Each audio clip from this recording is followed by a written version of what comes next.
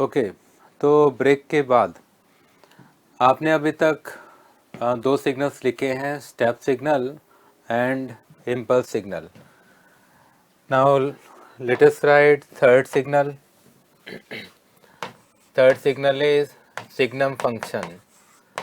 Third signal is signum function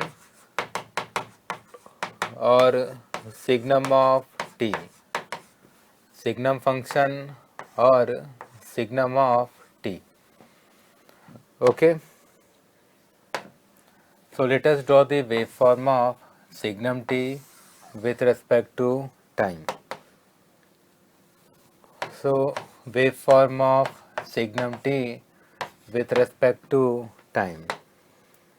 For t greater than 0, signum t is 1, and for t less than 0, signum t is minus 1.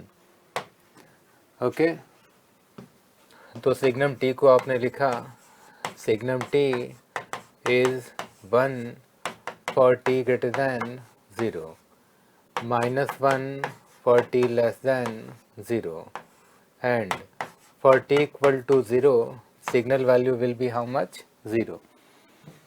देखो t equal to 0 पर discontinuous है, तो t equal to 0 के just पहले और just बाद जो दो सिग्नल वैल्यूज़ हैं दोनों का क्या लिखना पड़ेगा? एवरेज.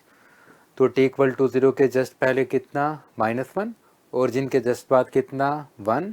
तो 1 और -1 का एवरेज कितना? 0. फिर आपने कुछ और पॉइंट्स लिखे सिग्नम t से related. Write down it is an odd signal. It is an odd signal. ठीक है. Next point, it is a power signal.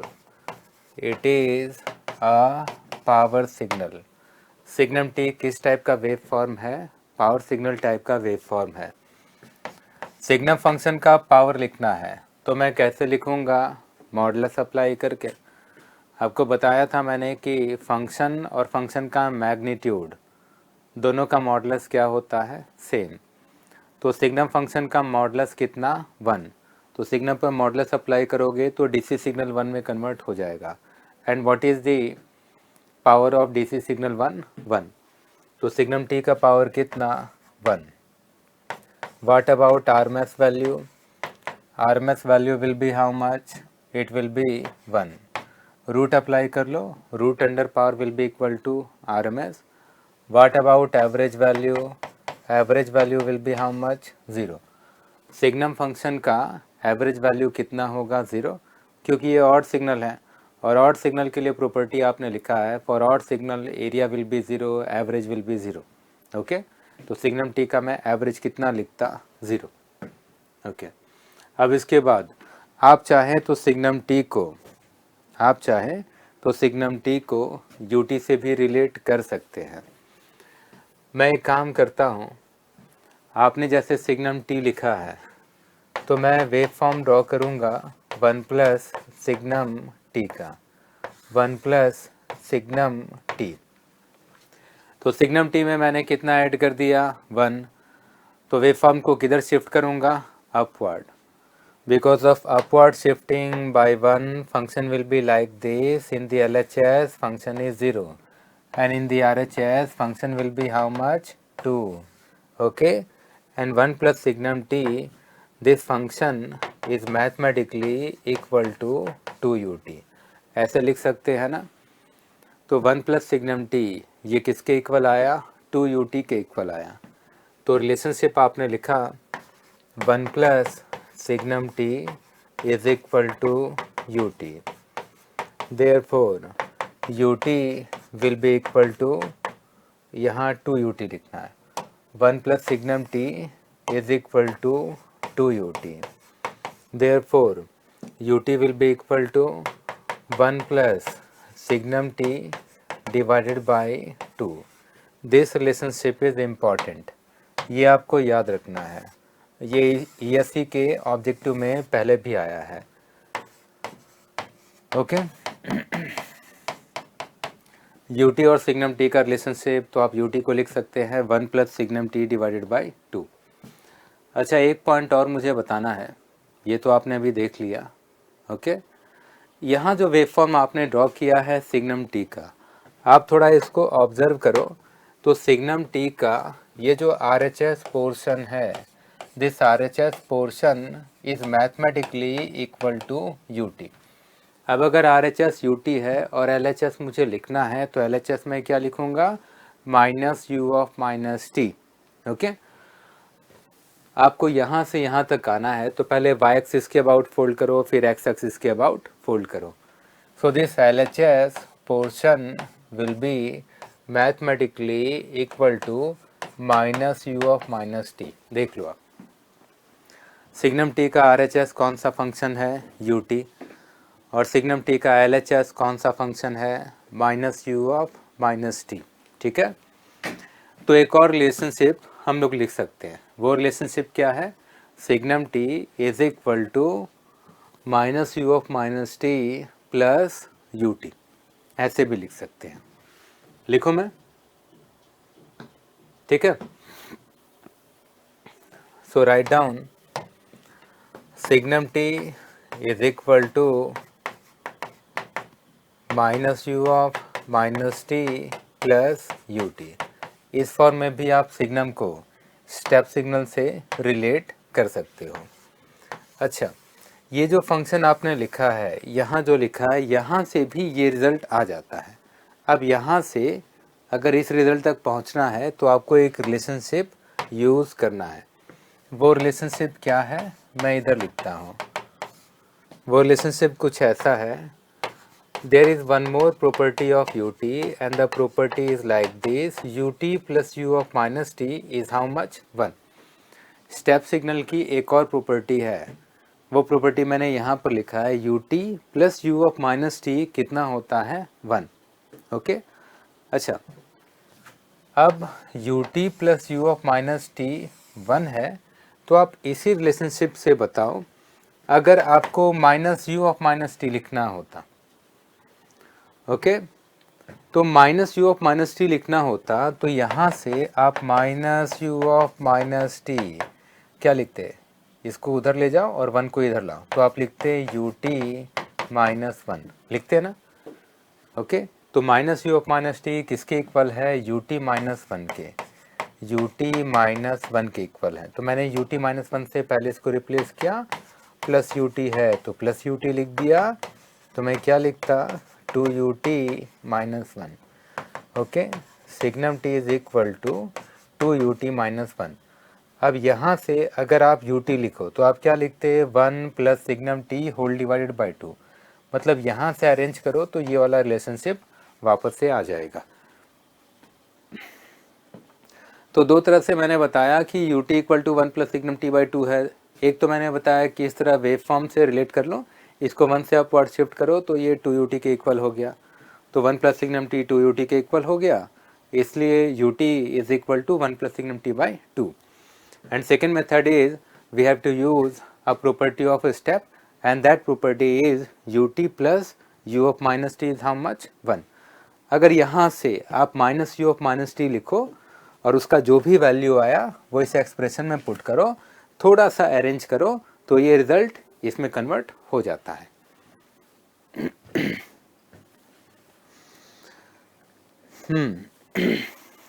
अच्छा, अब इसके बाद अब सिग्नम को यूज़ करना है, कैसे यूज़ करना है मैं थोड़ा बताता हूँ।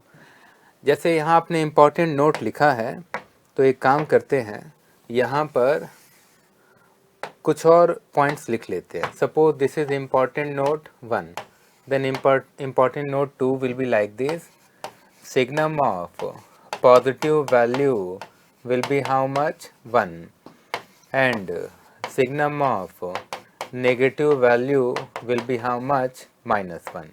ठीक है, तो मैंने फिर से दो वैल्यूज़ लिख दिए हैं, signum of positive value is how much, 1, and signum of negative value is how much, minus 1। ठीक है, ये दो रिजल्ट्स आपको याद रखने हैं।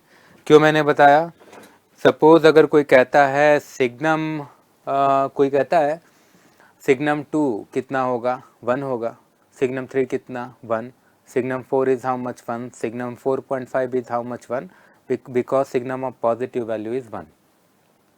And what is the value of signum of minus 1? Minus 1. Signum of minus 2 is how much? Minus 1 again. Signum of minus 4 is how much? Minus 1 again. Because signum of negative value is how much? Minus 1. ठीक है, ये जो result आपने लिखा है इसे next question में use करना है. So write down next question. Draw the waveform of signal xt. Suppose signal xt is equal to signum of t square minus 3t plus 2. ठीक है, signum of t square minus 3t plus 2. जैसे आपने step related signal को draw किया था बिल्कुल वही method use करके सिग्नम रिलेटेड फंक्शन को भी ड्रॉ करना है. तो हमें क्या करना चाहिए, हमें पहले इसे थोड़ा सिंप्लीफाई करना है. इसे सिंप्लीफाई करके पहले इस फॉर्म में लिखते हैं signum in bracket.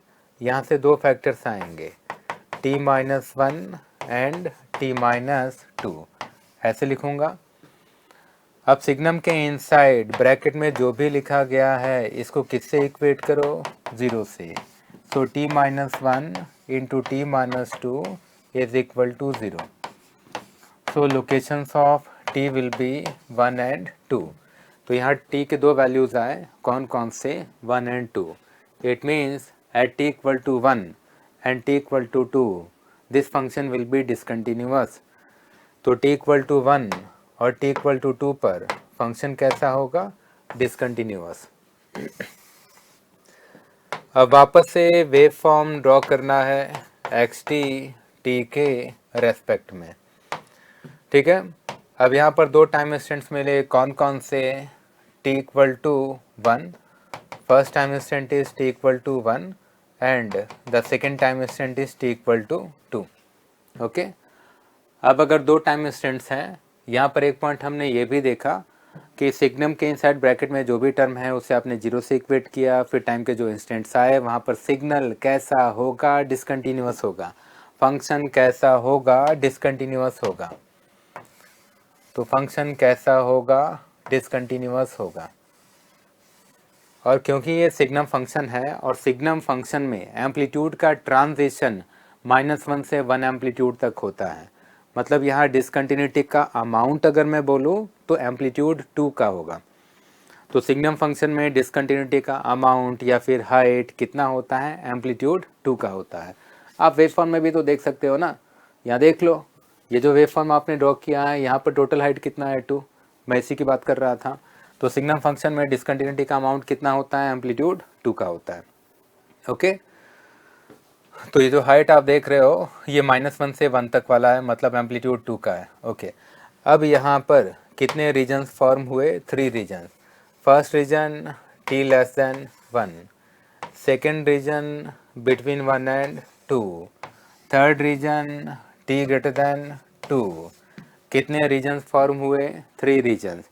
In 3 regions में एम्पलीट्यूड या तो 1 होगा या फिर -1 होगा, क्योंकि सिग्नम रिलेटेड फंक्शन में एम्पलीट्यूड या तो 1 होता है या फिर -1 होता है. ओके, इनमें से कोई भी एक इंटरवल सेलेक्ट करते हैं. जनरली मैं वो इंटरवल सेलेक्ट करता हूँ जिधर ओरिजिन लाई करता है, क्योंकि t को 0 पुट करके चेक करना ईजीएस्ट होता है और कैलकुलेशन फास्ट हो जाता है. तो जैसे t लेस देन 1 मतलब ये वाला जो इंटरवल है, इस रेंज का कोई भी टाइम इंस्टेंट सेलेक्ट करो. तो जैसे इस रेंज का मैं एक टाइम इंस्टेंट सेलेक्ट करता हूँ, फॉर एग्जांपल 0. ठीक है, तो t लेस देन 1 वाला जो इंटरवल है इस रेंज का कोई भी टाइम इंस्टेंट सेलेक्ट करो. आप चाहो तो -1 भी सिलेक्ट कर सकते हो, -2 भी सिलेक्ट कर सकते हो, बट -1 और -2 को पुट करोगे तो थोड़ा दिमाग ज़्यादा लगाना पड़ जाएगा. मैं उतना दिमाग भी नहीं लगाना चाहता हूँ, इसलिए तो मैंने ये वाला रीजन सेलेक्ट किया है. ठीक है, तो t लेस देन 1 वाला एक रीजन मैंने सेलेक्ट किया. इस रीजन में t इक्वल टू 0 भी आता है, तो मैंने t इक्वल टू 0 वाला इंस्टेंट सेलेक्ट किया, फिर t इक्वल टू 0 को यहाँ पर पुट किया. अच्छा, यहाँ t इक्वल टू 0 पुट करोगे तो ये तो 0 हो गया, ये 0 हो गया, -1 -2 कितना आया? +2. तो सिग्नम ऑफ +2 आया, मतलब signum of positive value. Signum of positive value कितना 1।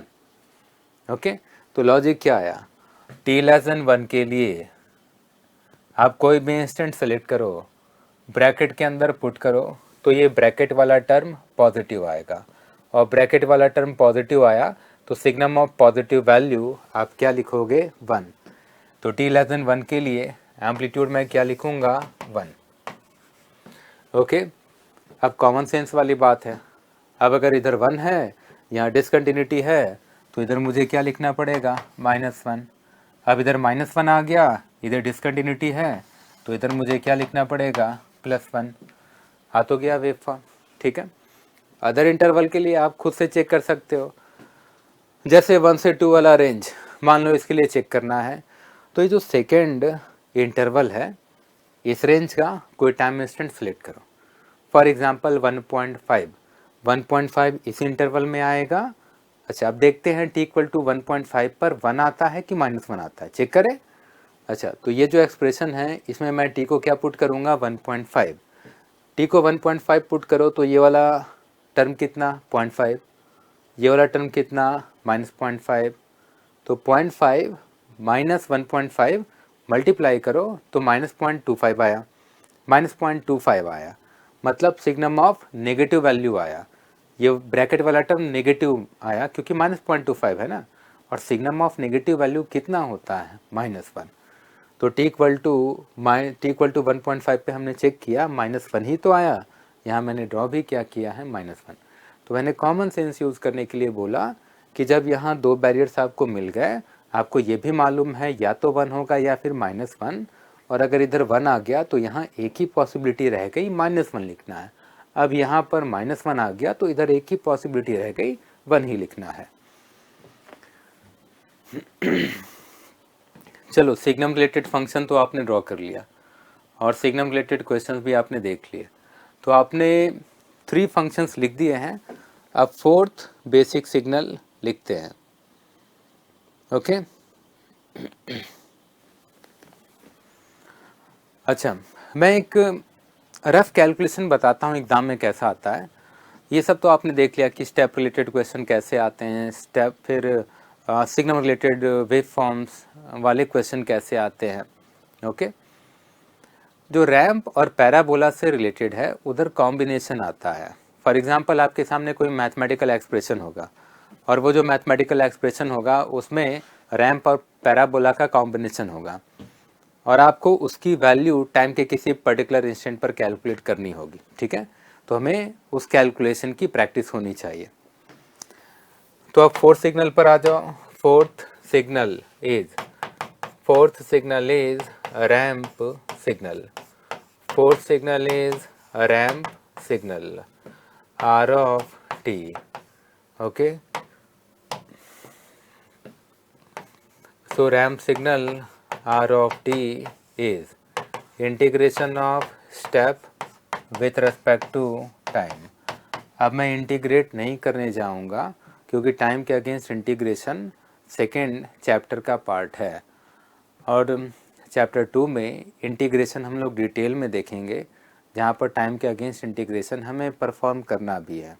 ओके, तो यहाँ टाइम सेव करेंगे, अभी थोड़ा फास्ट निकलेंगे क्योंकि एग्ज़ाम में इंटीग्रेट करके टाइम के अलग अलग कंडीशन के लिए यहाँ पर क्वेश्चन नहीं आता है। क्वेश्चन ये आएगा कि अगर RT और पैराबोलिक ऑफ t का कोई कॉम्बिनेशन है, अब ऐसे मैथमेटिकल फंक्शन का वैल्यू टाइम के किसी इंस्टेंट पर कैलकुलेट करना है तो रिजल्ट क्या आएगा, ठीक है। तो जब भी हम लोग पढ़ाई करते हैं तो पहले एक बार प्रीवियस ईयर के क्वेश्चन को ऑब्जर्व कर लेते हैं, और प्रीवियस ईयर के क्वेश्चन को ऑब्जर्व करने के बाद एक रफ आइडिया हो जाता है कि एग्ज़ाम में क्वेश्चन कैसा आता है, और जैसा क्वेश्चन एग्ज़ाम में आता है बिल्कुल हमें वैसे ही पढ़ाई करनी चाहिए। एक तो सिलेबस को फॉलो करना है, प्लस जो पैटर्न है जैसा क्वेश्चन आता है वैसे क्वेश्चन हमें सॉल्व करने चाहिए। अननेसेसरी बैठ के रिसर्च करने लगेंगे तो पूरी ज़िंदगी ख़त्म हो जाएगी, बट रिसर्च ख़त्म नहीं होगा, और हम लोगों के पास उतना टाइम नहीं है, आपके पास भी उतना टाइम नहीं है कि आप पूरी ज़िंदगी बैठ करके रिसर्च करते रहें। आप पढ़ेंगे उतना जिससे कि क्वेश्चन सॉल्व हो जाए और जिससे कि आपके पास इतनी नॉलेज आ जाए कि आप थोड़ा कंफर्टेबल फील करें। ओके, बाय द वे मैंने डिटेल में बोला कि टाइम के अगेंस्ट इंटीग्रेशन चैप्टर 2 का पार्ट है, वहाँ डिटेल में तो पढ़ना ही है। ओके, तो यार रिजल्ट मैं डायरेक्ट लिख रहा हूँ। रिजल्ट आएगा कुछ ऐसा, 40 less than 0 0, 40 greater than 0 t। इसे अगर मैं मैथमेटिकली लिखूं तो लिखूंगा t into u T. Okay, कुछ बच्चे इसमें भी परेशान हो जाते हैं, सर ये t इंटू यू टी कैसे आ गया, यू टी कहाँ से आ गया। देखो यू टी का यूज़ जो है जैसे 2 लाइंस या 3 लाइंस का कोई फंक्शन है, उसे सिंगल लाइन में लिखना है तो स्टेप के कॉम्बिनेशन से लिखते हैं। मैंने क्या बोला, जैसे 3 लाइंस का कोई फंक्शन है उसे सिंगल लाइन में लिखना है तो किसके हेल्प से लिखते हैं, स्टेप के कॉम्बिनेशन से लिख डालते हैं। तो जैसे मैंने देखा कि t ग्रेटर देन 0 के लिए t है, तो t ग्रेटर देन 0 वाला स्टेप मल्टीप्लाई कर दो। अब t ग्रेटर देन 0 वाला स्टेप मल्टीप्लाई करो मतलब 0 टू इन्फानाइट टाइम रेंज का जो स्टेप है वो मल्टीप्लाई करो। 0 टू इन्फानाइट रेंज का स्टेप क्या होता है, ut, मतलब t को किससे मल्टीप्लाई कर दो, ut। सिंगल लाइन रिप्रेजेंटेशन है, क्योंकि इस तरह थोड़ा एक्सप्लेनेशन हम लोग फास्ट कर पाते हैं। ओके, सिग्नल का वेव फॉर्म आप ड्रॉ करो तो r t with respect to time, r t with respect to time.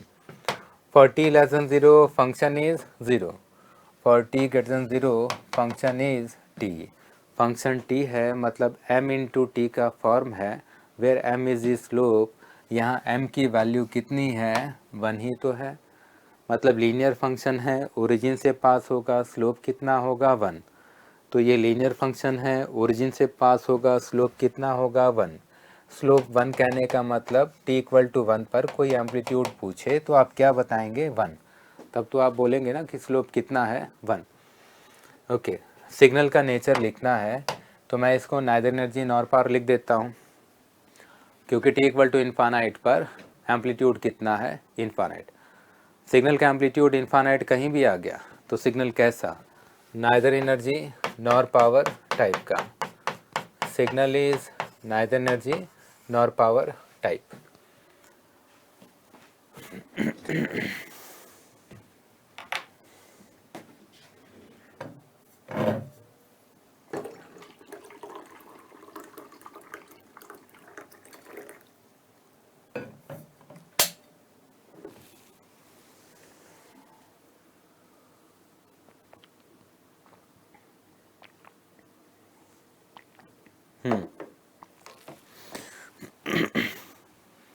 अब इसके बाद नेक्स्ट सिग्नल लिखना। नेक्स्ट सिग्नल है parabolic signal. Next signal is parabolic signal, parabolic signal. Notation is p of t। Okay, तो एक notation मैं use कर रहा हूँ p of t, and what is parabolic of t, it is integration of ramp with respect to time. कुछ चीज़ें तो आप याद रखो, इम्पल्स का टाइम के अगेंस्ट इंटीग्रेशन रैम्प होता है, रैम्प का टाइम के अगेंस्ट इंटीग्रेशन नहीं, इम्पल्स का टाइम के अगेंस्ट इंटीग्रेशन स्टेप होता है, स्टेप का टाइम के अगेंस्ट इंटीग्रेशन रैम्प होता है, रैम्प का टाइम के अगेंस्ट इंटीग्रेशन पैराबोलिक फंक्शन होता है। So minus infinite to t r tau d tau, so integration minus infinite to t tau u tau d tau. ये लिखूंगा ना, r t t u t है तो r tau को क्या लिखते हैं, टाउ यू टाउ। ओके, दो कंडीशंस के लिए जब आप इंटीग्रेट करेंगे तब रिजल्ट कुछ ऐसा आएगा, for t less than 0 0 and for t greater than 0 T square by 2। अब यहाँ जो 2 लाइन फंक्शन है इसे सिंगल लाइन में लिखना है तो स्टेप के हेल्प से लिखूंगा। टी स्क्वायर बाई 2 किस कंडीशन के लिए लिखा गया है, टी ग्रेटर देन 0 के लिए, तो 0 टू इन्फानाइट टाइम रेंज का स्टेप मल्टीप्लाई कर दूंगा। 0 टू इन्फानाइट टाइम रेंज का स्टेप क्या, U T. So parabolic of t is t square by 2 into ut। अगर आप इस फंक्शन का वेव फॉर्म t के अगेंस्ट ड्रॉ करें तो t लेस देन 0 के लिए मैं क्या ड्रॉ करूँगा, 0, और t ग्रेटर देन 0 के लिए सिग्नल का नेचर कैसा होगा, पैराबोलिकल। ठीक है, तो पैराबोलिकल ड्रॉ कर दिया। यहाँ भी signal t equal to infinite पर इन्फानाइट एम्पलीट्यूड का है, तो सिग्नल वापस से क्या लिखूंगा, neither energy nor power type. So this function is example of neither energy nor power type signal. Okay तो पहले हमें एक बेसिक आइडिया हो गया कि what is ramp signal. Ramp signal is integration of step signal. एक तो ये पॉइंट याद रखो. दूसरा, ramp signal r t is equal to t into u t. दूसरा, what is parabolic signal, it is integration of ramp with respect to time. एक तो ये याद रखो. दूसरा क्या याद रखो, parabolic of t is equal to t square by two into u t. अब इससे रिलेटेड कैलकुलेशन.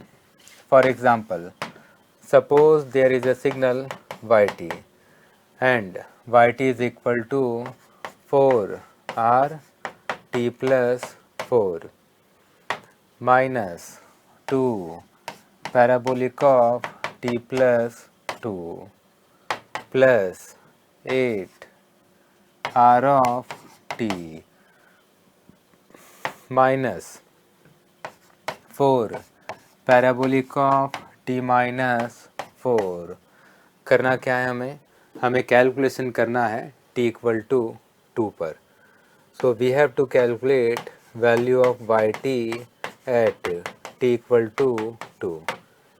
मैं इसी कैलकुलेशन की बात कर रहा था. ऐसे क्वेश्चन आपको दिख जाएंगे कि आपके सामने एक फंक्शन आया जो रैम्प और पैराबोलिक फंक्शन का कॉम्बिनेशन है और आपको रिजल्ट लिखना है किसी पर्टिकुलर टाइम इंस्टेंट पर.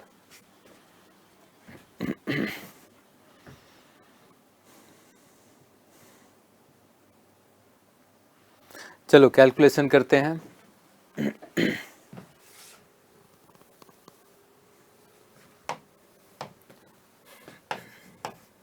यहाँ जितने भी टर्म्स हैं सबको ओपन करके लिखो. So y t is equal to 4 into r of t plus 4. rt is equal to tut. So r of t plus 4 will be equal to t plus 4 into u of t plus 4. rt में जहाँ जहाँ t है वहाँ वहाँ t को replace करो t plus 4 से. t plus 4 into u of t plus 4 minus 2 into parabolic of t. parabolic of t plus 2. parabolic of t आप क्या लिखते हैं, t square by 2 into u t. तो पैराबोलिक ऑफ t प्लस 2 में क्या लिखता, t plus 2 whole square by 2 into u of t plus 2 plus 8rt and rt is tut minus 4 into parabolic of t minus 4. Parabolic of t minus 4 will be t minus 4 whole square by 2 into u of t minus 4. तो पहले हमें इस form में लिखना है. अब लिखने के बाद किस इंस्टेंट पर कैलकुलेशन करना है, t इक्वल टू 2 पर. अब इस पूरे एक्सप्रेशन में t को क्या पुट करोगे, 2 पुट करो.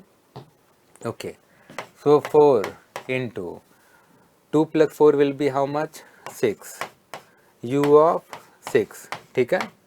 अच्छा, 2 से 2 का टर्म क्या होगा, cancel out.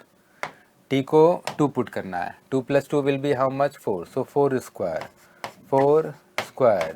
u of 4 plus 8 into T u T. So 2 into u of 2 minus 4 को 2 से डिवाइड करो, कितना आएगा, 2. तो इधर क्या लिखता पहले, 2. अब t का वैल्यू कितना पुट करना है, 2. तो 2 माइनस 4 कितना, minus two whole square u of minus 2. अब यहाँ तक लिखने के बाद कहीं स्टेप ऑफ नेगेटिव वैल्यू है तो 0 लिखो, कहीं स्टेप ऑफ पॉजिटिव वैल्यू है तो 1 लिखो. चलो अब लिखते हैं. u ऑफ माइनस 2 आया तो क्या लिखता मैं, 0. u ऑफ 2 है तो क्या लिखूँगा, 1.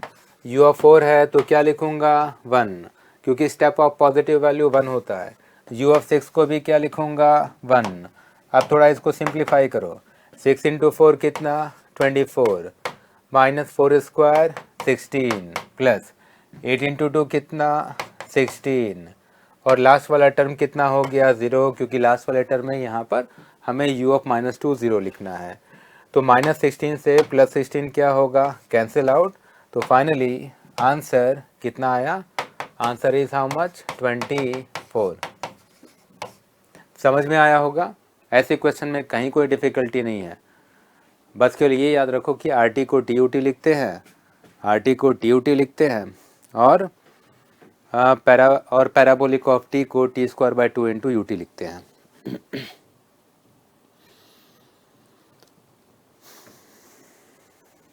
ओके चलो, कुछ बच्चों ने करेक्ट आंसर लिख भी दिया था, लाइक कुसुम आपका आंसर करेक्ट है, Suraj correct answer, Dharmendra correct answer, ठीक है, Shivam correct answer.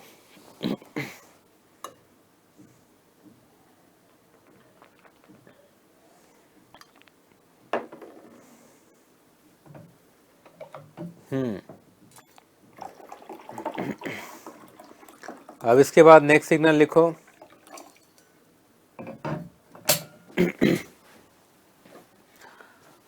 Next signal मैं नेक्स्ट स्लाइड में लिखता हूँ। Okay so let us write next signal. अभी तक हमने कितने सिग्नल्स लिख लिए हैं, एक बार चेक कर लेता हूँ कहाँ तक हमने लिख लिया है, 5 तक। ओके अब कुछ बच्चे पूछ रहे हैं सर इवन है या ऑड है। इवन ऑड तो पढ़ चुके हो ना आप लोग, इतना तो आप लोग खुद से कर लो, कितना मैं बताता रहूँगा। ये तो नाइदर इवन नॉर ऑड है, कोई भी बच्चा आके बता के चला जाएगा। इतना तो कर सकते हो ना। ये बताओ इवन है या ऑड है, अरे दोनों नहीं है, नाइदर इवन नॉर ऑड है, खुद से लिखो ना। ये सब तो बता चुका हूँ ना, पहले इवन ऑड चेक करना है, इतना तो आपसे एक्सपेक्ट करूँगा ना कि पढ़ाई लिखाई करते हो या बस केवल नोट्स कॉपी करते हो। यहाँ जो लिखाता हूँ वो बस केवल कॉपी पेस्ट करके रखना नहीं है, उसको समझना है। ओके कम से कम जा कर के एक दो बार रिवाइज करो, रिवाइज करोगे तो आपको चीज़ें समझ में आएंगी, है ना। लकीर के फ़कीर बनोगे तो मैं कब तक हाथ पकड़ के आगे तक बढ़ा पाऊँगा। दिमाग आपको लगाना होगा, गेट का एग्ज़ाम आपको क्लियर करना है, ईएससी आपको क्लियर करना है। मैंने भी मेडिजी में क्लासेस किया था 2006-07 बैच में, बट मैं लकीर का फ़कीर नहीं बना। मतलब मैं पढ़ाई करता था, चीज़ें समझता था, समझने के बाद एग्ज़ाम में परफॉर्मेंस भी अच्छा किया। तो हर चीज़ के पीछे एफर्ट होता है, मेहनत होता है, आपको भी करना पड़ेगा, दिमाग आपको लगाना पड़ेगा। हर छोटी मोटी चीज़ के लिए सर को पकड़ोगे तो सर तो बता देंगे, एग्ज़ाम में किसको पकड़ोगे, गेट के एग्ज़ाम में, ईएससी के एग्ज़ाम में कोई हेल्प नहीं करने वाला है। वहाँ पर आपको खुद ही अपना बेड़ा पार करना होगा, ठीक है।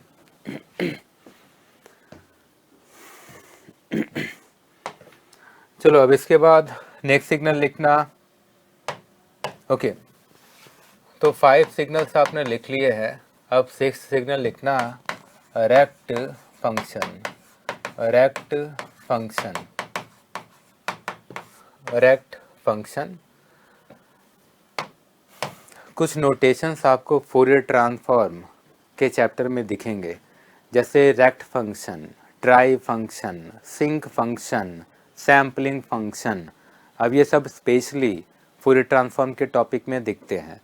तो जो नोटेशंस आगे आने वाले चैप्टर में यूज़ होंगे वो नोटेशंस हम लोग पहले से पढ़ लेंगे, सो दैट कि अगर हम लोग पहले से पढ़ लेंगे तो उसके जो प्रॉपर्टीज़ हैं, उसके जो टर्म्स है, उससे हम लोग अवेयर रहेंगे, और जब उसका इन्वॉल्वमेंट फूरियर ट्रांसफॉर्म में दिखेगा तो हमारे लिए कैलकुलेशन करना इजी रहेगा, ठीक है।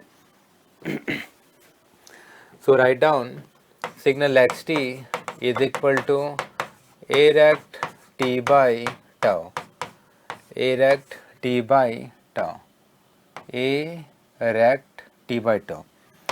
So for a rect t by tau, we have to draw an even symmetrical rectangle. हमें किस टाइप का रेक्टेंगल ड्रॉ करना है, even symmetrical rectangle. Okay now this rectangle is even and its width should be how much, tau, and amplitude should be how much, a. तो एक even symmetrical rectangle draw करो जिसका duration tau होगा और amplitude कितना होगा, ए। तो amplitude ए है, ड्यूरेशन टाउ है, और इवन सिमेट्रिकल है, तो एक्सटेंशन -टाउ से टाउ/2 से कहाँ तक, टाउ/2 तक है। ये तो समझ में आया। ओके, अब इसको देख करके तो पता चल रहा है ना, मैंने पहले ही बोल दिया ये किस टाइप का सिग्नल होता है, इवन सिग्नल होता है। ओके, अब उसको अलग से लिख नहीं रहा हूँ मैं। Write down it is an energy signal.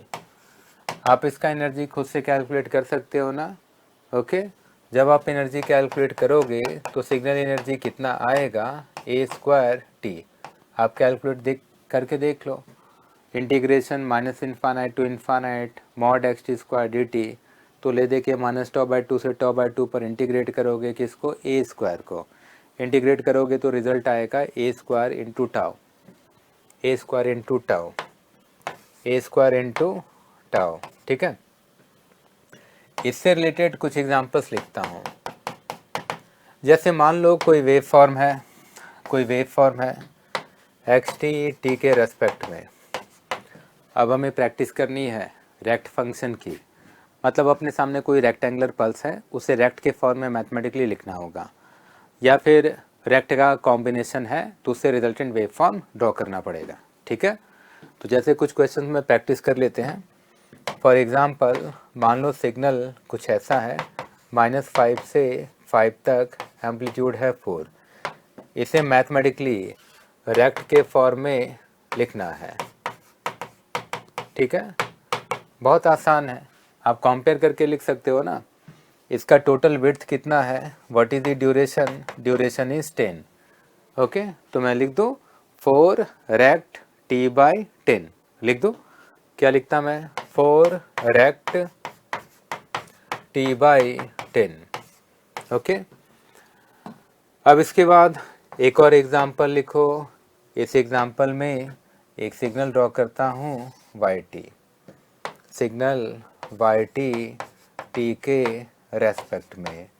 Now suppose yt is a rectangular pulse in the range -5 to -15 with amplitude, थोड़ा चेंज कर देता हूँ, ठीक है यही रहने दो, with amplitude 4।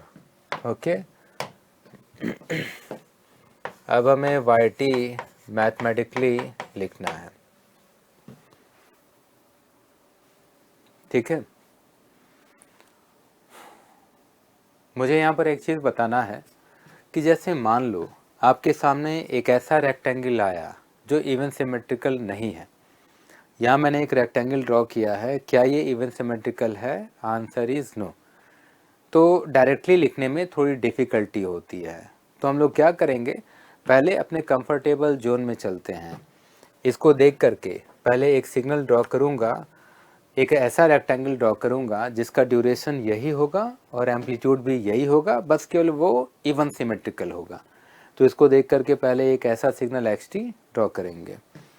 तो जब वाई टी लिखना है तो पहले कौन सा सिग्नल ड्रॉ करेंगे, एक्स टी।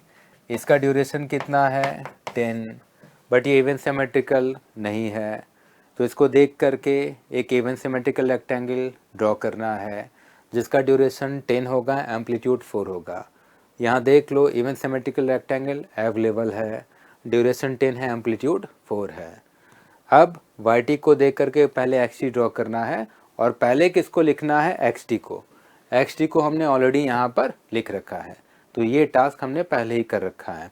ओके, अब इसके बाद एक्स से वाई तक जाना है, क्योंकि हमें मैथमेटिकल एक्सप्रेशन किसका लिखना है, वाई टी का। हमें मालूम किसका है, एक्स का, तो एक्स से कहाँ तक जाओगे, वाई टी तक। तो एक्स को कितना लेफ्ट शिफ्ट करोगे कि वाई टी मिलेगा, चैट बॉक्स में रिप्लाई करो। एक्स को कितना लेफ्ट शिफ्ट करोगे कि वाई टी मिलेगा, चैट बॉक्स में आपको रिप्लाई करना है। Aditya, your answer is correct. Chat box में आपको रिप्लाई करना है कि एक्स टी को कितना लेफ्ट शिफ्ट करोगे कि वाई टी मिले।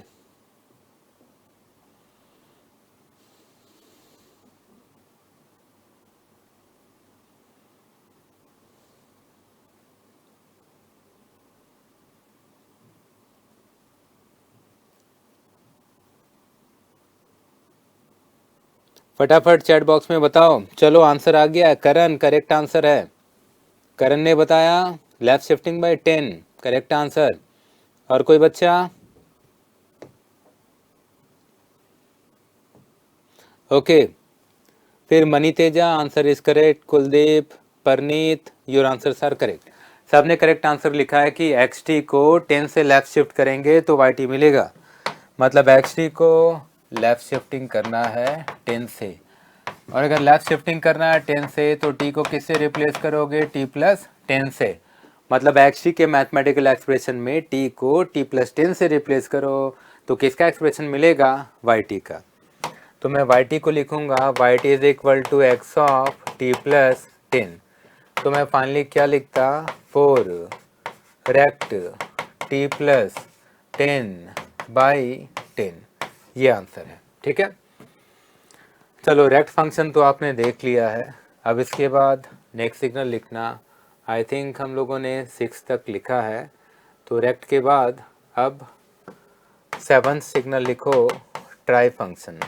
सो write down tri function, tri function. ठीक है, ट्राई फंक्शन का मतलब है even symmetrical triangle, a tri t by tau, a tri t by tau. अब यहाँ पर पहले वेव फॉर्म ड्रॉ करना सीखो, पहले वेव फॉर्म ड्रॉ करना हम लोग सीखेंगे ए ट्राई टी बाई टाउ में। इसमें क्या करना है, इवन सिमेट्रिकल ट्रायंगल ड्रॉ करना है। इवन सिमेट्रिकल ट्रायंगल का राइट मोस्ट एक्सटेंशन होगा टाउ, ड्यूरेशन टाउ नहीं होगा, ड्यूरेशन तो 2 टाउ होता है। यहाँ टाउ का मतलब है इवन सिमेट्रिकल ट्रायंगल का राइट मोस्ट एक्सटेंशन होगा टाउ।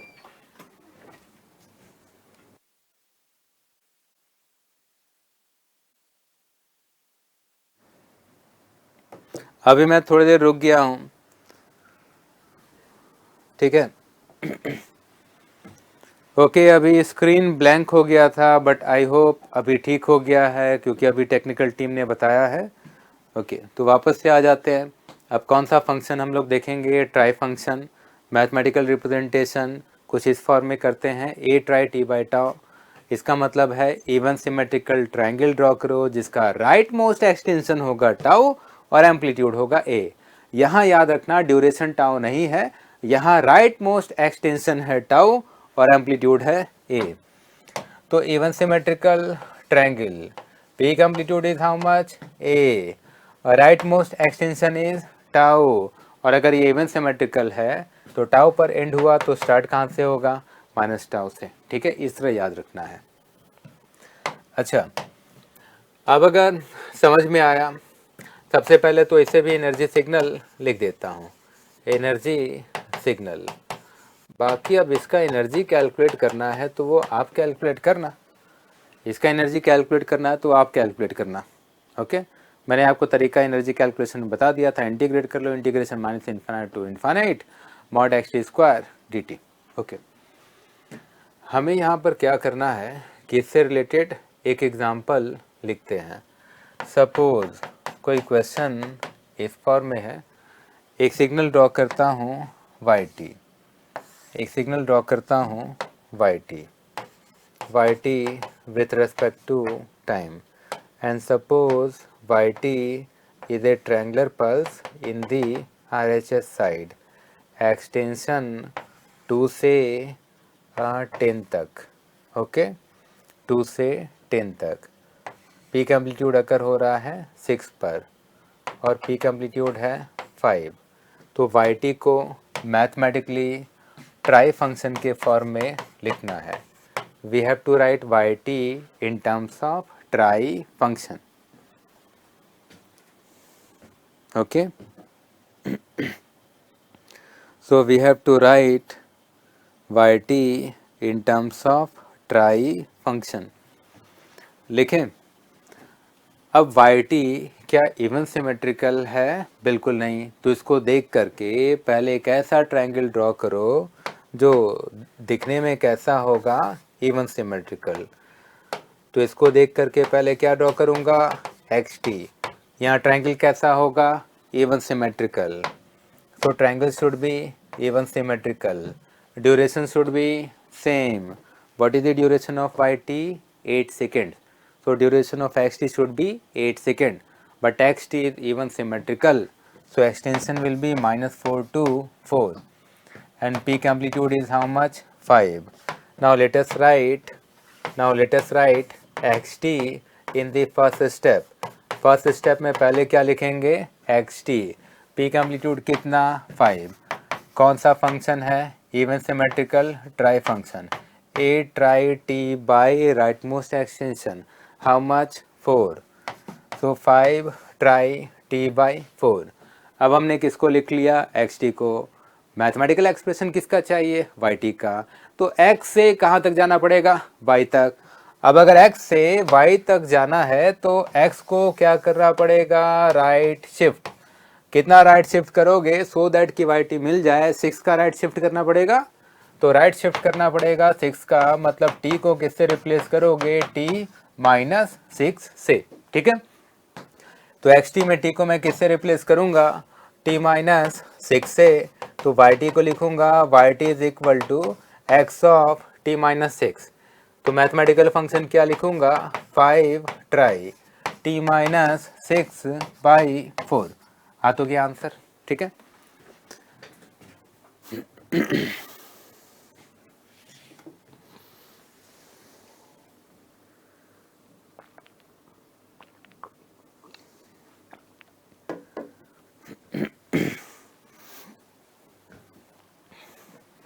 अच्छा अब इसके बाद ये तो आपने देख लिया है ना? ट्राई फंक्शन के बाद अब नेक्स्ट सिग्नल लिखना है कॉम्प्लेक्स एक्सपोनेंशियल. सो राइट डाउन नेक्स्ट सिग्नल. हमने 7 तक लिखा है. ओके, तो 8th signal is complex exponential signal. So next signal is complex exponential signal. Complex exponential signal. Okay, signal xt is equal to a naught e की power j omega naught t. This is the polar form for any mathematical function. ये किस form को follow कर रहा है? Polar form. And polar form has been written in terms of magnitude and phase. Polar form किस terms में लिखते हैं? मैग्नीट्यूड और फेज के टर्म्स में लिखते हैं. कुछ इस तरह लिखते हैं, modulus of signal into e की power j into phase. So this is the standard form of polar form, magnitude e की पावर j इनटू फेज. अब अगर कंपैरिजन करो तो क्या लिखते हैं? Mod xt will be equal to how much? a naught. Compare करो तो मॉड xt किसके इक्वल? a नॉट के. And phase of xt will be how much? Omega naught t. Exponential का पावर कंपेयर करो तो फेज xt किसके equal है? ओमेगा नॉट t के इक्वल है. ठीक है.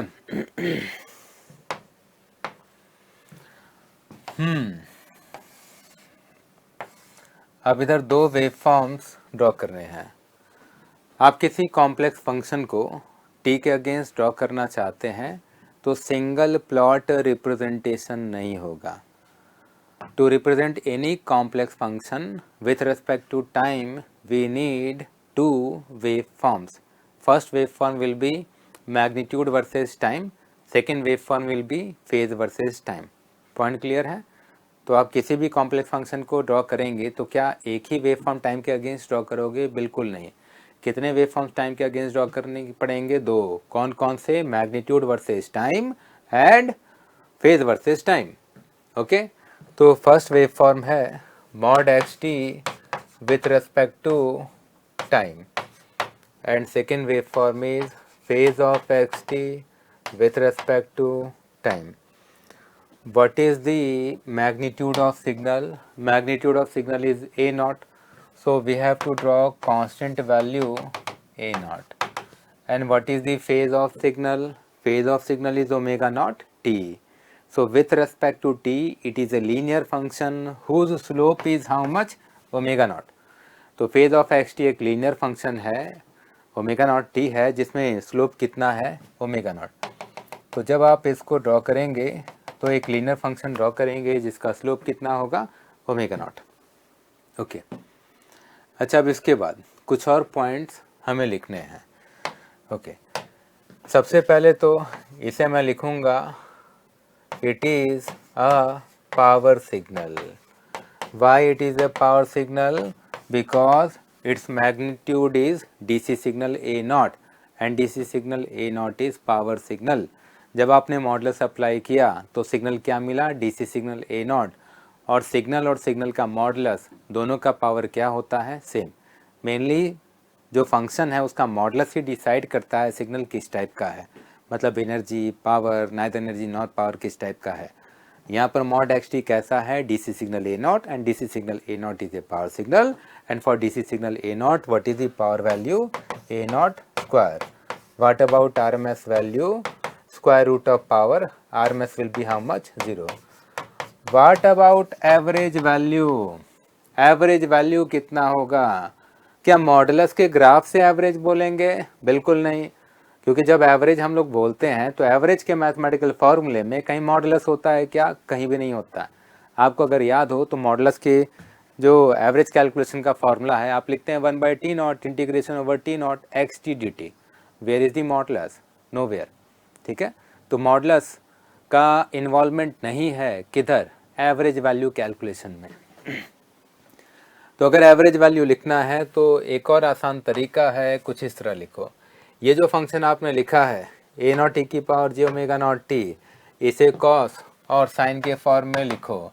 ए naught in bracket cos omega naught t plus j sine omega naught t, ऐसे तो लिख सकते हो।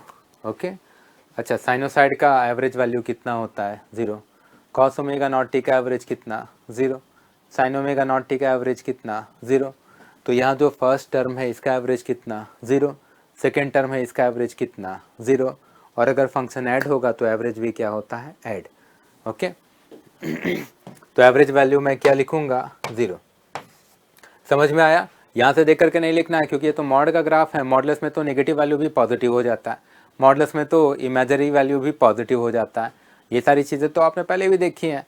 तो जब भी आपको एवरेज का कैलकुलेशन करना है तो सिग्नल को लेकर के करना है, क्योंकि एवरेज के फॉर्मूले में मॉड xt कहीं भी नहीं होता है। इसलिए मैंने यहाँ ओपन करके लिखा, सो दैट कि आपको पता चले कि अच्छा यहाँ पर दो साइनोसाइड्स हैं और साइनोसाइड का एवरेज वैल्यू कितना होता है? 0। चलो, ये तो आपने देख लिया। अब इन सब के बाद अब आप ड्रॉ करो पोलर प्लॉट। अब आपको क्या ड्रॉ करना है? Polar plot. Polar plot same function के लिए हमें ड्रॉ करना है polar plot. Polar plot is drawn only for complex एक्सपोनेंशियल्स। अगर पोलर प्लॉट ड्रॉ करना है तो जो भी कॉम्प्लेक्स फंक्शन होगा पहले उसको कॉम्प्लेक्स एक्सपोनेंशियल में कन्वर्ट करना पड़ता है। ओके, अच्छा, पोलर प्लॉट ड्रॉ करना है तो पोलर प्लॉट में एक्सिस रिप्रेजेंट करता है phase. 0 degree, then 90 degree, then 180 degree, then 270 degree, then 360 degree और 2 पाई। ओके, यही होगा ना। 1 रेवोल्यूशन के बाद यहाँ पर वापस से मैं क्या लिखूँगा? 360 डिग्री और 2 पाई। ठीक है, पोलर प्लॉट ड्रॉ करना है तो कुछ इस तरह ड्रॉ करना। In polar plot we will draw a circle. क्या ड्रॉ करेंगे? Circle. And radius of circle will be equal to magnitude of function. What is the magnitude of function? A naught. तो ए नॉट के radius का क्या draw करना पड़ेगा? Circle. तो a not के रेडियस का क्या ड्रॉ करूँगा मैं? सर्किल। तो ए नॉट के रेडियस का क्या ड्रॉ करना है? सर्किल। ओके, मैंने डिटेल में यहाँ पर बोला है कि ये जो टर्म आप देख रहे हैं, दिस टर्म, ये जो है this is mod xt and mod xt is how much? A not. Okay, and this term is representing phase. ये जो रेडियल वेक्टर है ये एक्स एक्सिस के साथ जो एंगल फॉर्म कर रहा है, this angle is representing phase. Okay, so phase of xt is how much? Omega naught T. तो पोलर प्लॉट का रिप्रेजेंटेशन आपको जानना चाहिए था, इसलिए मैंने बताया। पोलर प्लॉट में क्या ड्रॉ करते हैं? सर्किल। पोलर प्लॉट में एक्सिस क्या रिप्रेजेंट करता है? फेज। पोलर प्लॉट में रेडियस सर्किल का किसके इक्वल होता है? मैग्नीट्यूड के। और रेडियल वेक्टर एक्स एक्सिस के साथ जो एंगल फॉर्म करता है वो क्या रिप्रेजेंट होता है? फेज। ठीक है। ओके, अब थोड़ा इस तरह सोचो, मैं यहाँ पर बस केवल एक पॉइंट लिख रहा हूँ। फर्स्ट कॉलम में लिखूँगा value of T, okay. Second column में लिखूँगा फेज, एंड सेकेंड कॉलम में लिखूँगा phase, and phase of x t is omega naught T, okay. Second column में लिखूँगा फेज, ठीक है, ओके। और डाउनवर्ड टी इंक्रीज हो रहा है, so t is increasing in downward direction, okay. It means suppose t equal to 0, then t equal to t1, then t equal to t2. So t1 is greater than 0 and t2 is greater than t1, okay. तो downward जाओगे तो order क्या है? Increasing है, increasing order, ठीक है। मतलब इधर डाउनवर्ड टाइम इंक्रीज हो रहा है, ओके। अब अगर डाउनवर्ड टाइम इंक्रीज हो रहा है तो डाउनवर्ड बढ़ोगे तो फेज भी क्या होगा? इंक्रीज ही होगा। चलो फेज वैल्यूज़ थोड़ा लिखते हैं। फेज वैल्यूज़ क्या लिखते? टी को 0 पुट करो, फेज इज़ 0। टी को t1 पुट करो, phase is omega naught t1। T को t2 पुट करो, phase is omega naught t2। ये लिखता। अब थोड़ा वेव फॉर्म में देखते हैं कि वेव फॉर्म में क्या हो रहा है। At t equal to 0, phase is 0, it means radial vector, it means radial vector at t equal to 0 is in this direction। ये आपको बताने के लिए लिख रहा हूँ मैं कि t equal to 0 पर फेज कितना आया? 0 आया। तो रेडियल वेक्टर किस डायरेक्शन में है? अभी x एक्सिस पर है। यहाँ पर फेज कितना है? 0 डिग्री। अब जैसे जैसे आप t को इंक्रीज करोगे, this radial vector is going to rotate anticlockwise. आप t को इंक्रीज करोगे तो रेडियल वेक्टर किधर रोटेट होगा? Anticlockwise, because this angle is representing phase. तो t बढ़ेगा तो ओमेगा नॉट t भी क्या होगा? बढ़ेगा। तो रेडियल वेक्टर किधर रोटेट होगा? एंटी क्लॉकवाइज, ठीक है। तो t इक्वल टू 0 पर इधर है। सिमिलरली सपोज ये जो एंगल है मान लो x t1 है, okay. Phase of x t1 है, फेज ऑफ x t1 है, तो ये ओमेगा नॉट t1 है, तो अभी इधर है। और अगर मैं फर्दर इंक्रीज करूँ और इंक्रीज करके यहाँ रिप्रेजेंट कर रहा हूँ तो मैं लिखूँगा दिस एंगल, ये जो एंगल आपको दिख रहा है, ये जो रेडियल वेक्टर एक्स एक्सिस के साथ अभी जो एंगल फॉर्म कर रहा है, this angle is omega not t2 and this is equal to phase of x t2। मतलब xt का phase t equal to t2 पर कितना है? Omega naught t2। तो मैंने क्या लिखा? Omega naught t2। Downward time बढ़ रहा है तो फेज क्या है? बढ़ रहा है। तो ये जो रेडियल वेक्टर है रोटेट होकर यहाँ पर आ गया, मतलब एंगल बढ़ रहा है और रेडियल वेक्टर किधर रोटेट हो रहा है? Anti clockwise. इतना याद रहेगा क्योंकि इसकी ज़रूरत पड़ेगी जेड ट्रांसफॉर्म में, इसलिए मैंने थोड़े से डिटेल में बताया कि कॉम्प्लेक्स एक्सपोनेंशियल को पोलर प्लॉट से भी रिप्रेजेंट कर सकते हो। पोलर प्लॉट में एक्सिस रिप्रेजेंट करता है फेज को, पोलर प्लॉट में जो सर्किल होगा उसका रेडियस मॉड एक्स टी के इक्वल होगा, और रेडियल वेक्टर एक्स एक्सिस के साथ जो एंगल फॉर्म करता है, this angle is known as phase, and phase is proportional to time. T बढ़ेगा तो फेज क्या होगा? बढ़ेगा। और रेडियल वेक्टर किधर रोटेट होगा? Anti clockwise.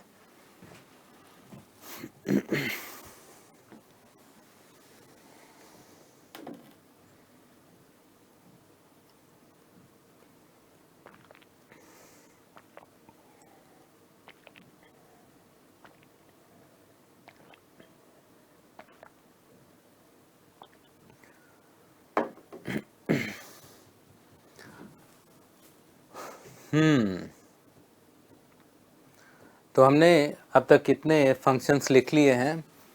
8 फंक्शंस लिख लिए हैं, ओके। आई थिंक हमने 8 फंक्शंस लिख लिए हैं. Okay, now next 2 functions are related to sampling function. अब थोड़ा देखते हैं what is sampling function. Okay, so ninth signal is sampling function. So let us write ninth signal, and this signal is sampling signal. So what is sampling signal? Suppose signal xt is sampling of t, SAT. This is a short form notation for sin t upon t. तो sine t upon t का एक short form notation है, and that short form notation is sampling of T.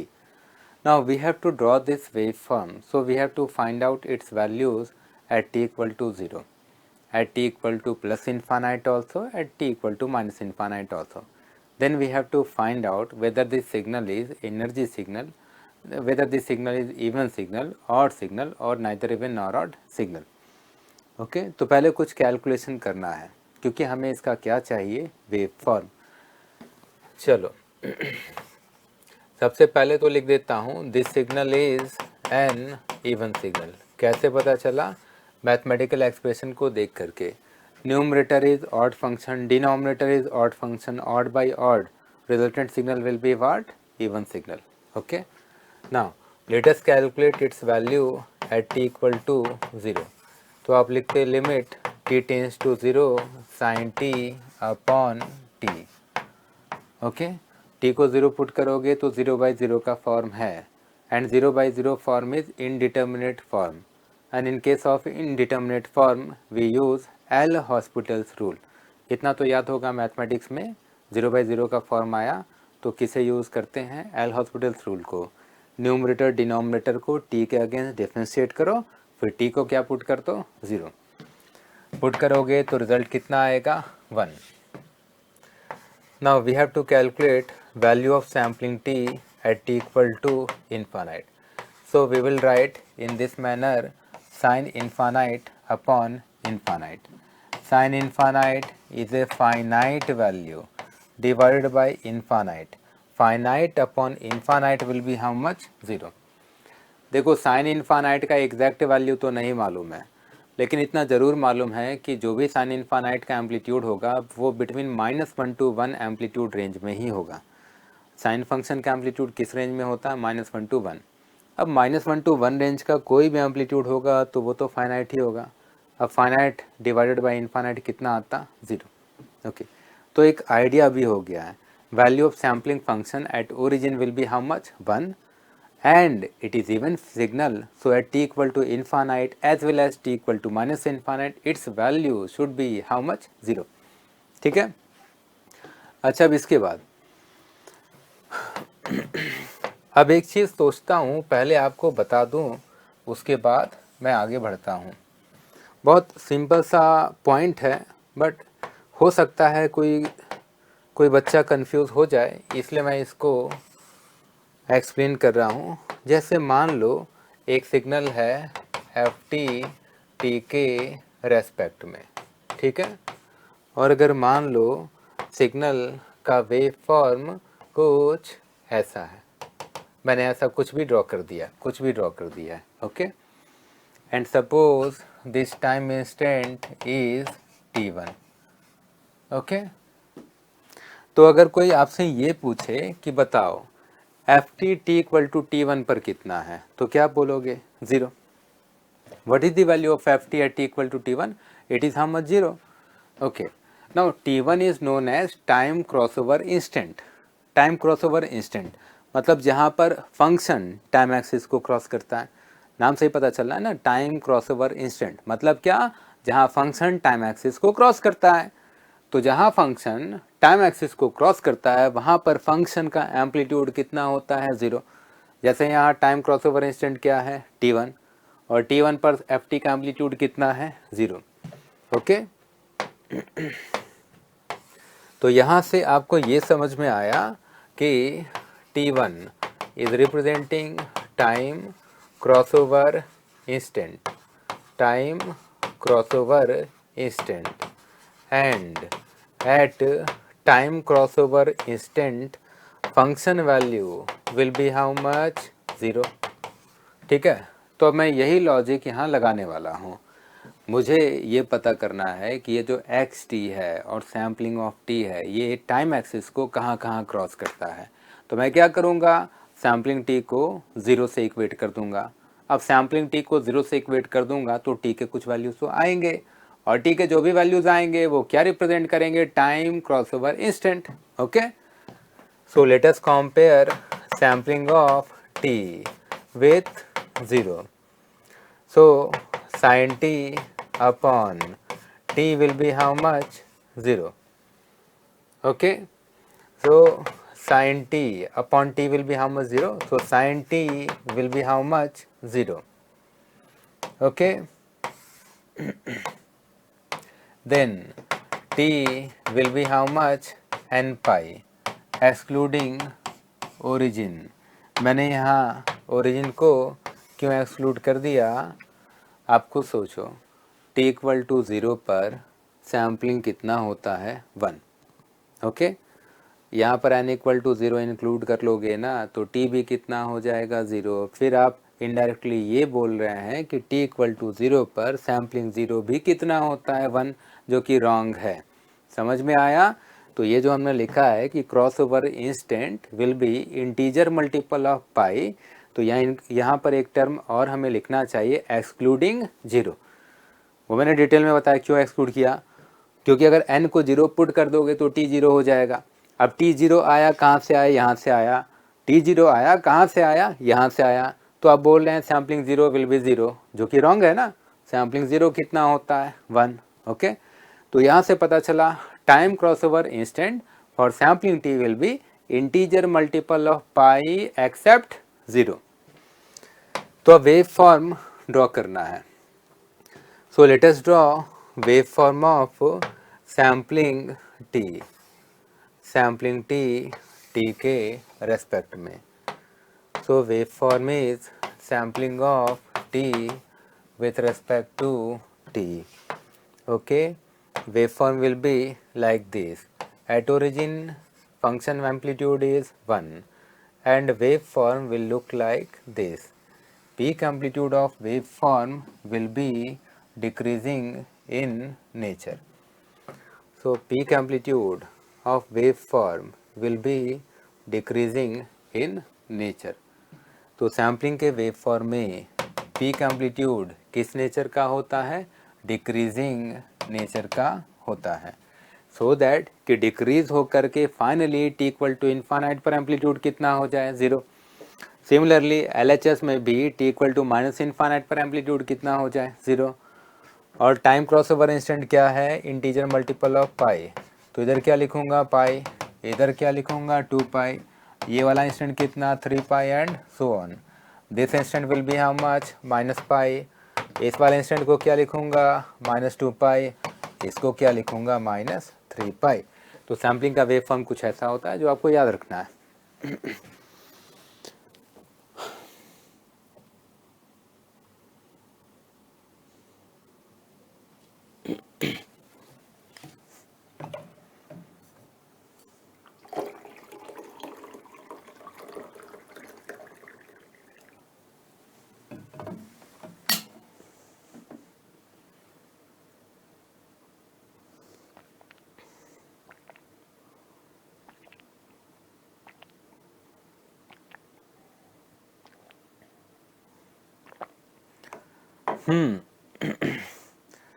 चलो अब signal का nature लिखना है।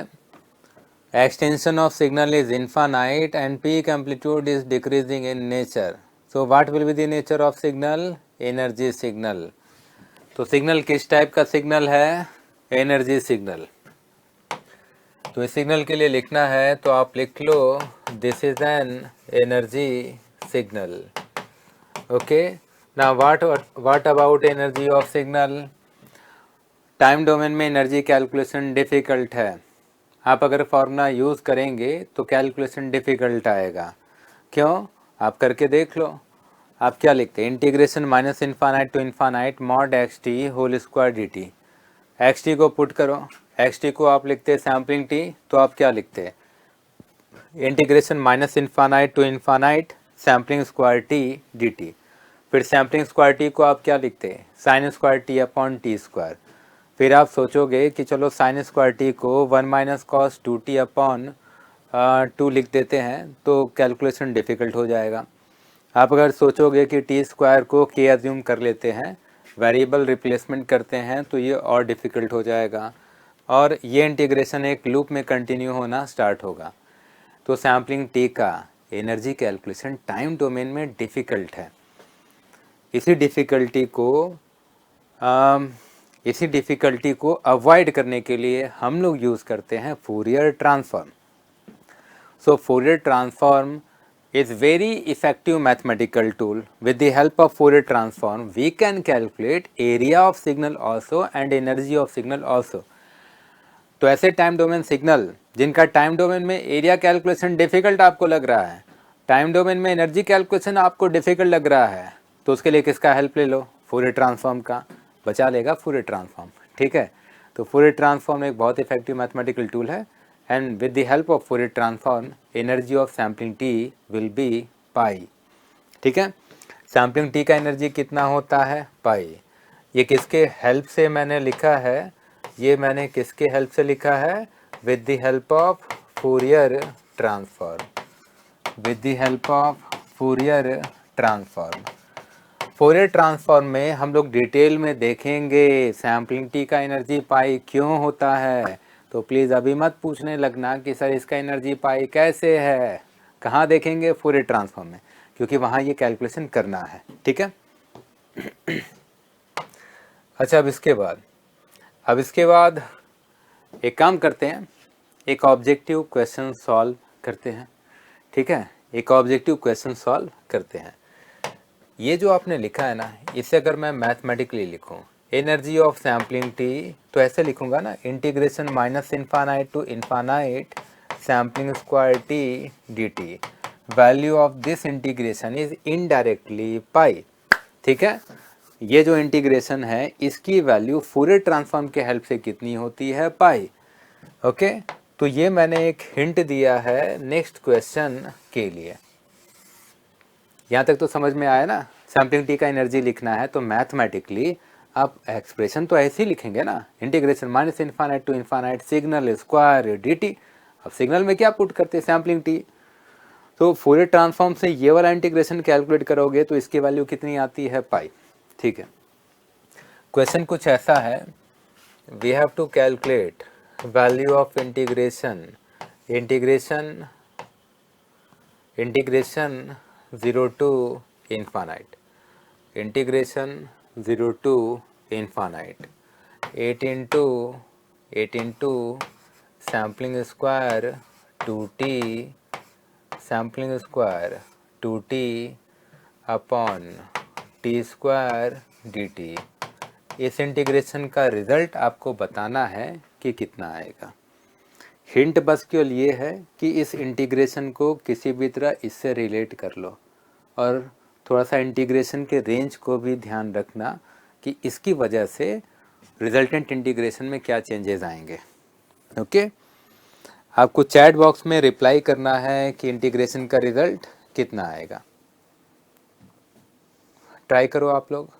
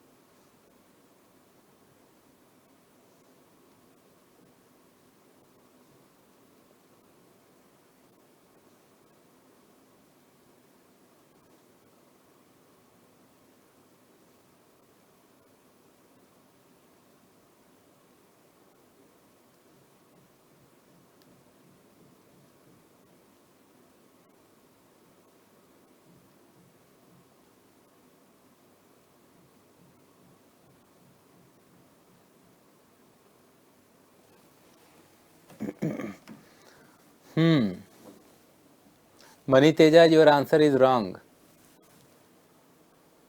Okay. अच्छा, यहाँ नहीं, मनी तेजा ने एक चीज़ बताया जो करेक्ट है. यहाँ सैम्पलिंग नहीं लिखना है, यहाँ लिखना है sine square. Okay. Money Teja ने जो करेक्शन बोला वो मैं समझ गया हूँ. उन्होंने बोला सर यहाँ साइन स्क्वायर 2t होगा. Okay, sign square 2t. अभी करेक्शन कर लेना. 8 into sine square 2t upon t square d T and range of integration is 0 to infinite. अभी कैलकुलेट करो.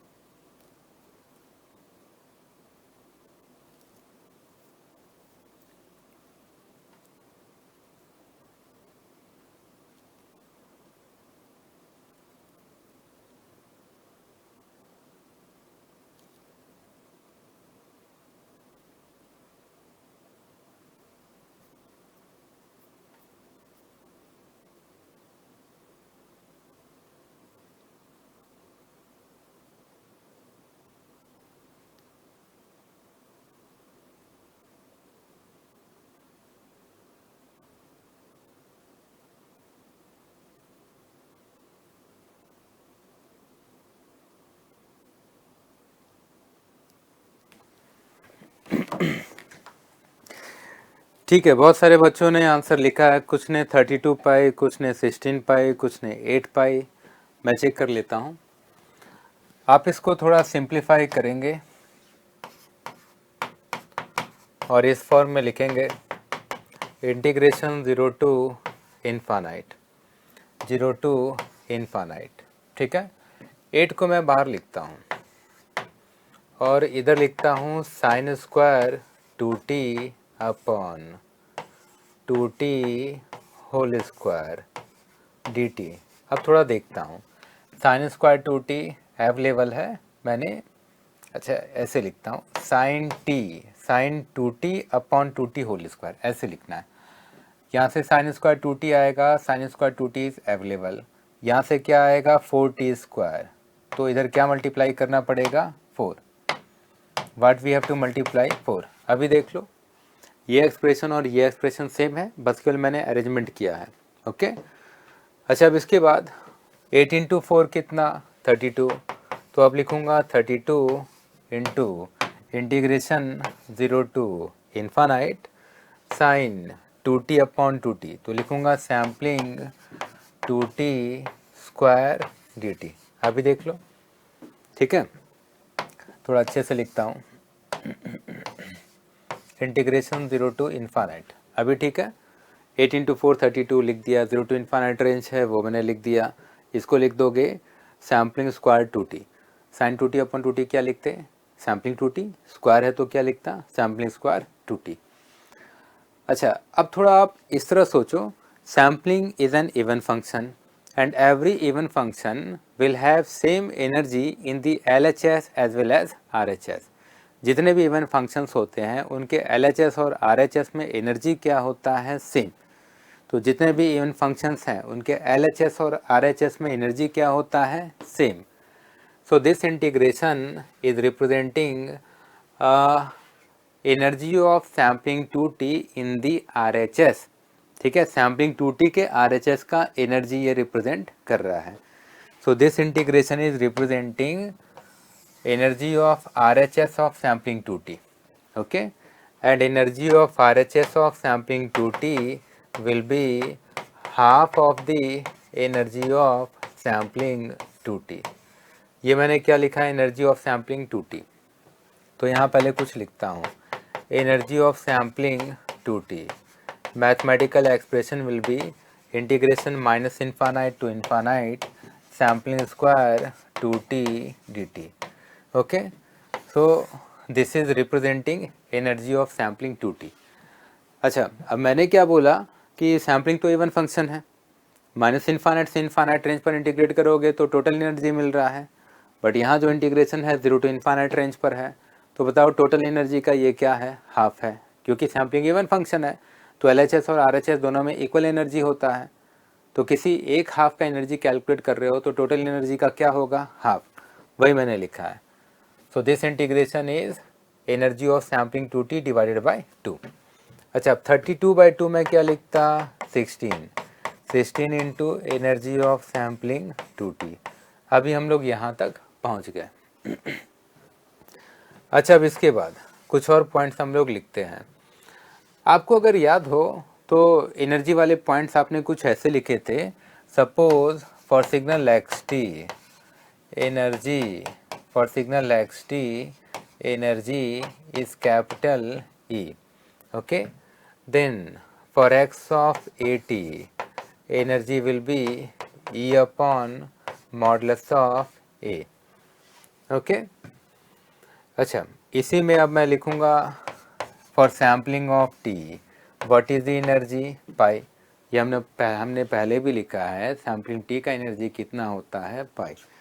सो for sampling of 2t energy will be pi by 2। तो sampling 2t का energy कितना, पाई by 2। यहाँ क्या लिखा गया, एनर्जी ऑफ सैम्पलिंग 2t। अगर इसे कैलकुलेट किया जाए तो इसकी वैल्यू कितनी आएगी, पाई बाई 2। ओके, तो एनर्जी ऑफ सैम्पलिंग 2t मैं क्या लिखूँगा, पाई by 2। So 16 into this value is how much, pi by 2। So answer is how much, 8 पाई। तो जिन बच्चों ने 8 पाई लिखा है उनका आंसर करेक्ट है। जिन बच्चों ने 8 पाई लिखा है उनका आंसर करेक्ट है। Like Karan, your answer is correct.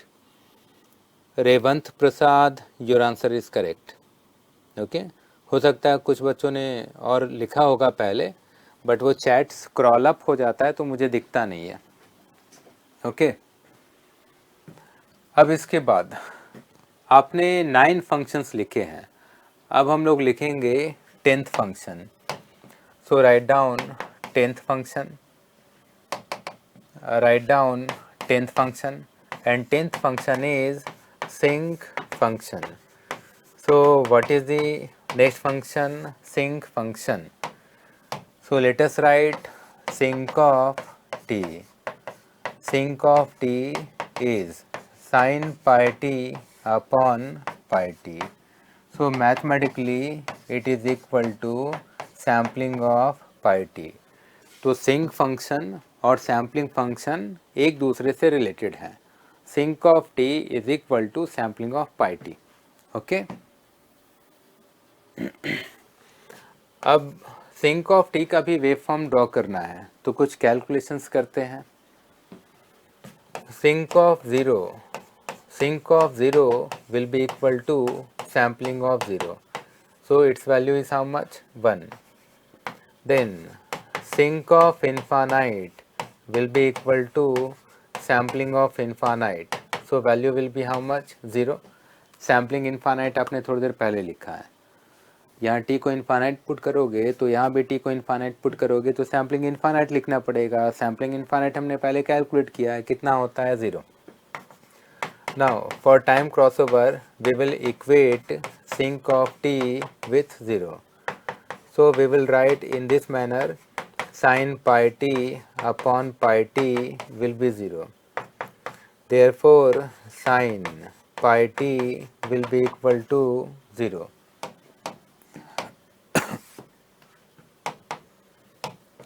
ठीक है, so pi t will be equal to n pi excluding origin.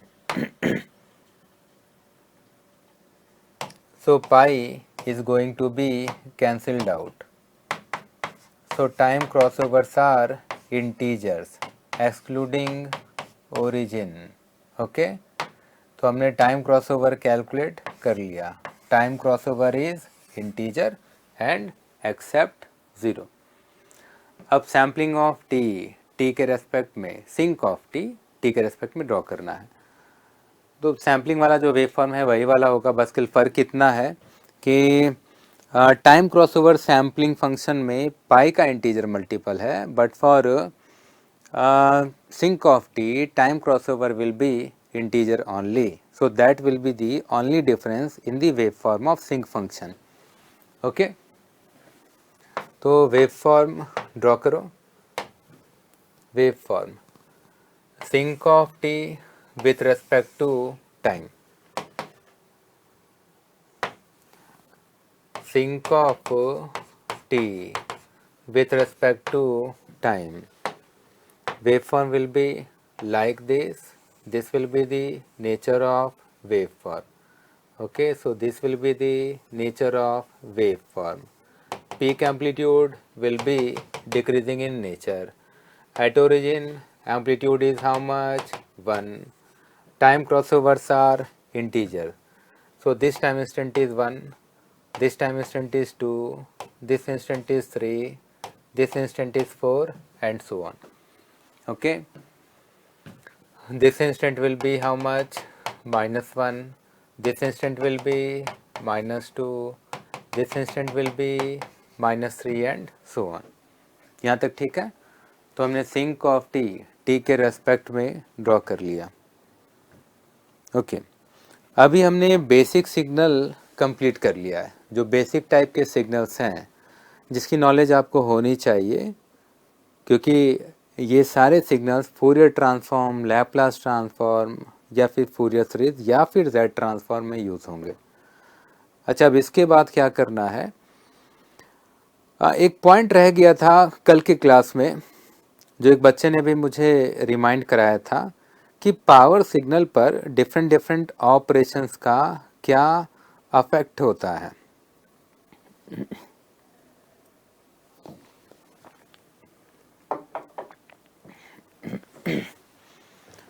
Okay, इसको भी लिखना है तो लिख सकते हो, एनर्जी सिग्नल है। एक बच्चे ने लिखा है, लिखना है तो लिख लो।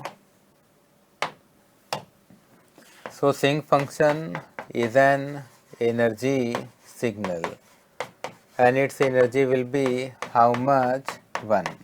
ठीक है, सैम्पलिंग ऑफ टी का एनर्जी पाई होता है, तो सैम्पलिंग पाई टी का एनर्जी पाई अपन पाई मतलब क्या लिखते? 1। और sampling of pi t is nothing but sinc of t. So for sinc of t energy will be how much? 1।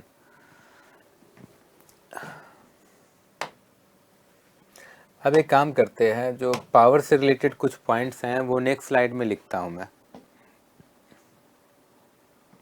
Power signal से रिलेटेड कुछ पॉइंट्स लास्ट क्लास में रह गए थे, लिखूं मैं? चलो, कुछ पॉइंट्स आप लिख लो पावर सिग्नल से related. Write down power calculation, power calculation, power calculation is independent of कुछ ऑपरेशंस लिख रहा हूँ, independent of time shifting, independent of time shifting. Next operation time reversal, time reversal, time reversal. Next operation it is independent of amplitude reversal, amplitude reversal. It is also independent of time scaling. Power calculation time scaling से independent है। Energy calculation time scaling पर dependent होता है। For x of t if energy is capital E, then for x of a t energy will be E upon mod a, but power calculation time scaling से independent है। Okay, अच्छा, अब इसके बाद ये तो आपने देखा, एक पॉइंट और लिखो। Next point, for xt, suppose power is capital P. For xt, power is P. Then for kxt, where k is a constant, this constant, it may be real, imaginary or complex. Real, imaginary or complex. For kxt, power will be mod k whole square into previous power. ठीक है, energy में भी relationship आपने ऐसे ही लिखा था, power में भी ऐसे ही लिख देते हैं, बट एनर्जी वाले सारे रिलेशनशिप यहाँ पर ट्रू नहीं है. जैसे टाइम स्केलिंग वाला आपने देखा कि आप अगर टाइम स्केल करेंगे एनर्जी चेंज होता है बट पावर चेंज नहीं होता है. ओके, अब इसके बाद इससे रिलेटेड एक सिंपल सा क्वेश्चन मैं लिख देता हूँ. Suppose for signal x T, value of power is 4 watt or 4 units. Now calculate power of signal yt, and yt is equal to 1 plus 2j into x of minus 3t plus 1. बहुत आसान है.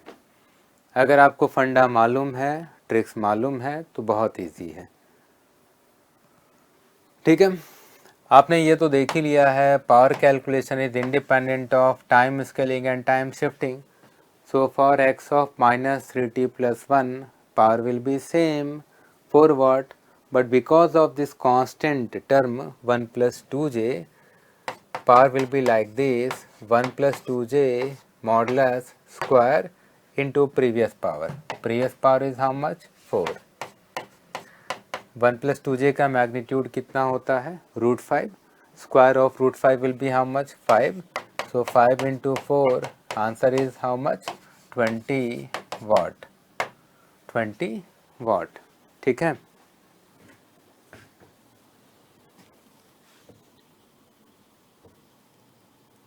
एक बच्चे ने पूछा है, सूरज ने, sir try signal function का एनर्जी क्या है?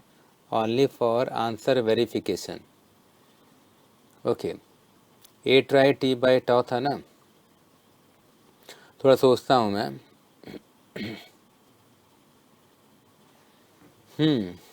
तो उसका आंसर आएगा, ओके, यहाँ लिख ही देता हूँ मैं कैलकुलेट नहीं करूँगा, कैलकुलेट आपको करना है.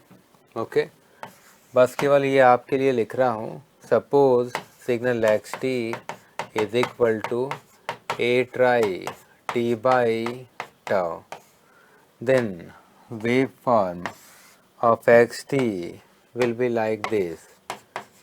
Wave form of x t will be like this. Okay, minus tau tau peak amplitude a. आप अगर इसका एनर्जी कैलकुलेट करोगे,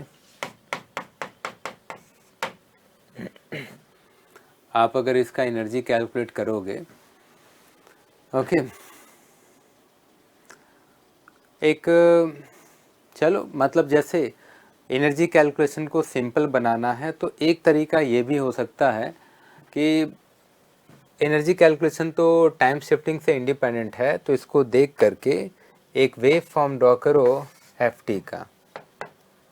इसको देख करके एक वेव फॉर्म ड्रॉ करो एफ टी का, और एफ टी मैं कुछ इस फॉर्म में ड्रॉ कर दूंगा. 0 tau 2 tau. Peak amplitude is how much? A. यहाँ तक ठीक है? Okay. Now what will happen? energy of xt will be equal to energy of function f, because they are related with each other with time shifting, and energy is independent of time shifting. तो जब आपको लगता है कि energy calculation given wave form में थोड़ा difficult हो जाएगा क्योंकि लाइन का इक्वेशन लिखने में हमें टाइम ज़्यादा लग जाएगा, तो उसको देख करके एक ऐसा फंक्शन ड्रॉ करते हैं जिसमें एनर्जी कैलकुलेशन थोड़ा सिंपल हो जाए. ओके, फिर जब आप कैलकुलेट करते तो लिखते पहले इस फॉर्म में integration minus infinite to infinite mod x t square d t. Okay, फिर आप देखते कि यहाँ पर शेप सेम है 0 से टाउ और टाउ से 2 टाउ, शेप कैसा है सेम, मतलब इन दोनों रीजन्स में एनर्जी क्या है सेम। तो क्या करेंगे, पहले एक रीजन का एनर्जी कैलकुलेट करेंगे 0 से टाउ वाले रेंज में, 0 से टाउ वाले रेंज में, और किससे मल्टीप्लाई कर देंगे 2 से। ठीक है, तो 0 से टाउ वाले रेंज में एनर्जी कैलकुलेट करो, किससे मल्टीप्लाई कर दो 2 से। तो आप लिखते 2 into 0 to tau function square dt। अब ये जो लीनियर फंक्शन है 0 से टाउ वाले रेंज में, इसका अगर मैथमेटिकल फंक्शन लिखे तो स्लोप आप क्या लिखते, a बाई टाउ, ओरिजिन से पास हुआ तो फंक्शन क्या लिखता, a by tau into T. तो अब यहाँ पर पुट कर लो a by tau into T, बाकी स्क्वायर करो, इंटीग्रेट करो, जो भी आंसर आएगा वही होगा। ठीक है, हाँ आंसर कितना आएगा वो भी मैं लिखता हूँ। आंसर कुछ आएगा a square by 3 into 2 tau, कुछ इस फॉर्म में आएगा, मतलब 2a square 2 by 3 a square tau. Answer आएगा 2 बाई 3 a स्क्वायर टाउ, इस फॉर्म में आएगा।